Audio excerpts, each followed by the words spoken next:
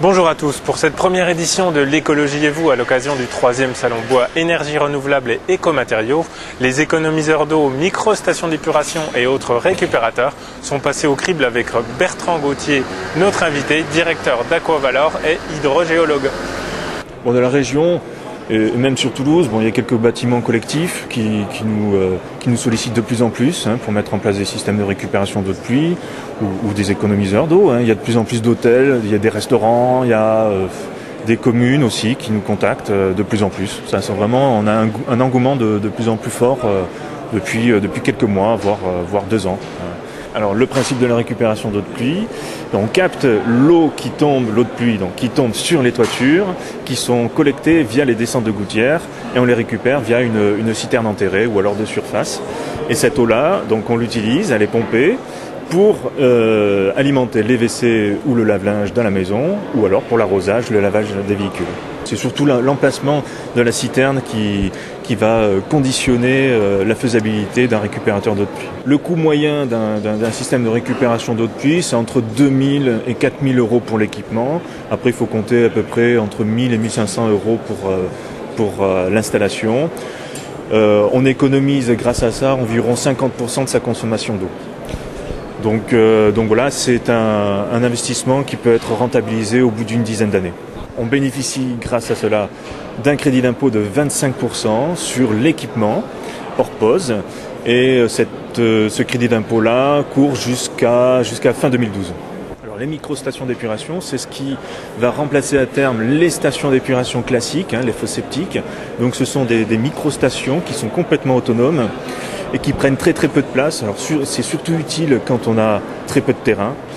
C'est des principes qui sont des systèmes qui sont complètement autonomes, qui ne demandent quasiment aucun entretien et qui coûtent beaucoup moins cher à l'entretien et à l'installation qu'une station d'épuration classique. Alors la qualité d'eau en sortant, et c'est vrai, est relativement exceptionnelle pour une station d'épuration. Donc cette eau-là, on peut l'utiliser pour l'arrosage essentiellement. Après, pour l'habitat, il faut quand même veiller à ce que l'eau soit relativement de qualité sanitairement. Donc aujourd'hui, non, c'est pas possible. Alors ce sont les économiseurs d'eau. Alors ça, c'est vraiment très simple. Ce sont des petits mousseurs ou des aérateurs que l'on met sur ces robinets-là, qui en fait ont un principe d'injecter de l'air à l'intérieur, qui permet d'économiser jusqu'à 50% de sa consommation d'eau et d'énergie, puisque moins on consomme d'eau chaude, moins on consomme d'énergie pour chauffer cette eau. Et donc ce sont des petits éléments qui coûtent entre 3 et 4 euros, voire 5 euros dans certains cas, et qui permettent d'économiser très rapidement de l'eau. C'est rentable au bout de 2 mois et on peut en trouver un peu partout. Alors certains supermarchés peuvent en fournir. On en trouve pas mal sur internet, notamment sur notre site. On a également des douchettes à économie d'eau. On a des plaquettes éco-WC pour économiser également l'eau des toilettes.